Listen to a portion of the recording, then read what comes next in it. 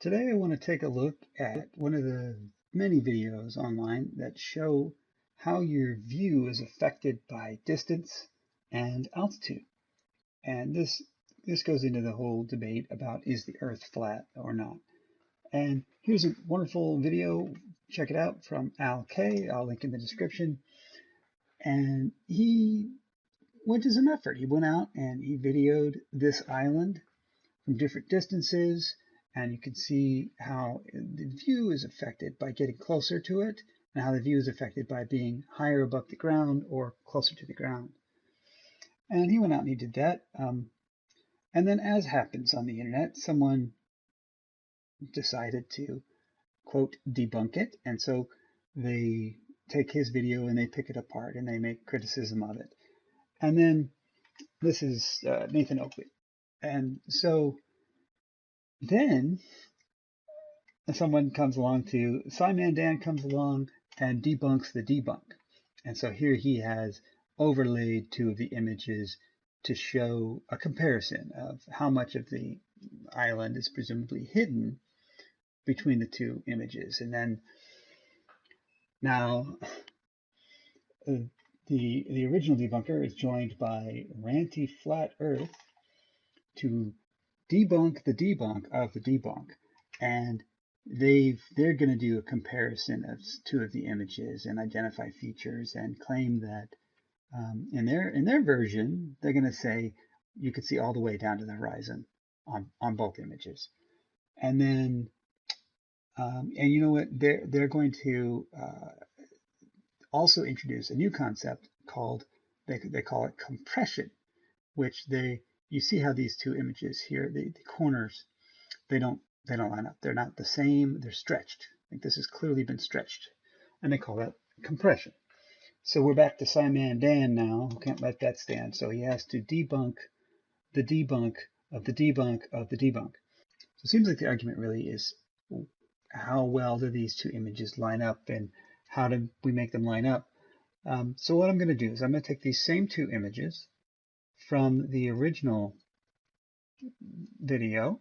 I'm going to capture those and I'm going to put them as layers into my image here. So let's show you what we've got. We've got this image from, this is the down below image, 30.9 miles away, 3 feet off the water. And this image was taken from up high at 31.9 miles at about 300 feet above the water level. So I fiddled with it quite a bit, and I figured out that if I scale this image, we'll scale this one to 83%. Go. That gets it to line up horizontally with the other image. So let's do that. I'm going to call this one 30.9, 3 feet, 83. Yes. Okay. And so that I can line them up, I'm going to drop some transparency in there. So I can do this. Bang, look at that. Okay, lined up the peak of the mountains. And we're going to try and use the features of the two images to get the width correct, to get the side to side, the horizontal views exactly to scale. So I've got the peaks lined up. The next feature that I'm going to use to line up is this little humpity hump right here. Turn the transparency off. Come on, transparency off.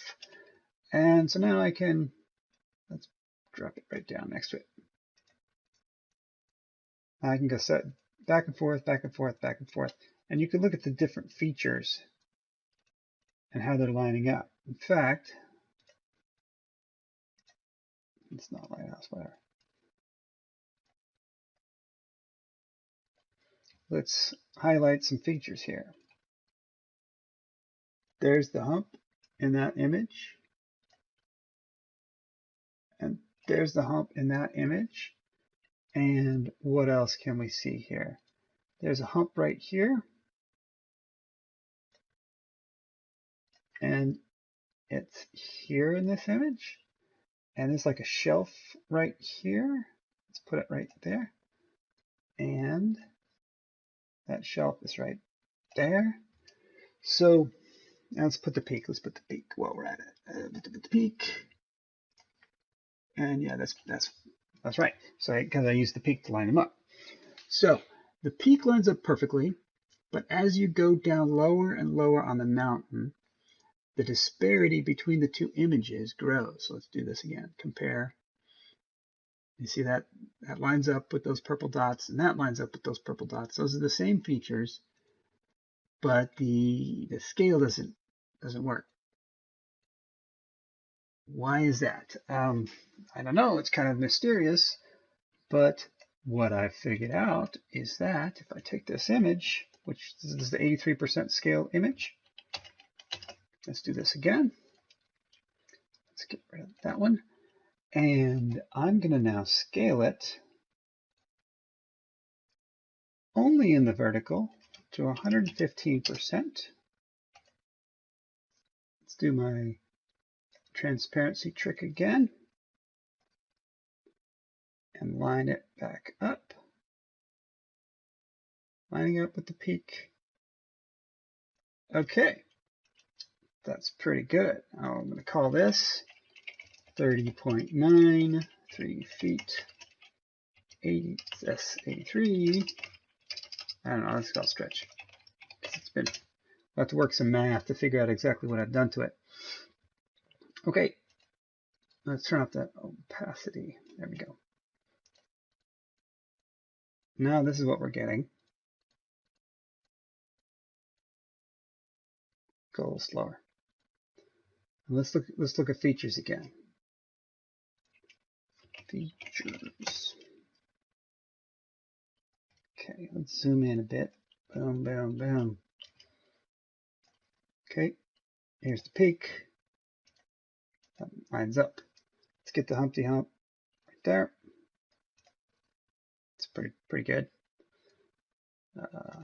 What's our next feature? The shelf. Let's go over to the shelf. Shelf right there. Not bad. Okay. What else we have over here? This edge here. I'll put it there. It's a little off, but much better than what we had before. So I think that we're definitely looking at the same island here, from slightly different positions. The question really is there a curve? I mean, that's really what we're looking for.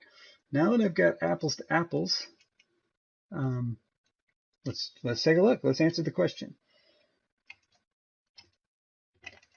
Zoom out again. Here's the image. Here's the image lined up. They're lined up.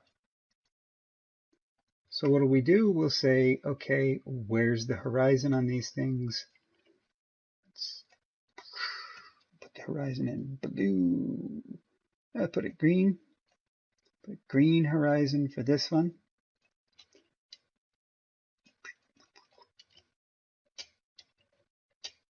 Okay. Green horizon right there.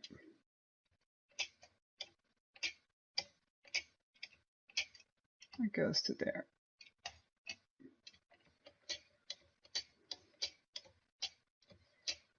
Yeah, okay. So that's the whole bottom of the island you can see in that image. So in this image, the horizon landed in a different place. So let's make this one light blue. Cyan. Okay, right there. To right there. There we are. Okay. So what does that mean? What's it mean? What does this mean? Looks to me like this whole zone is missing.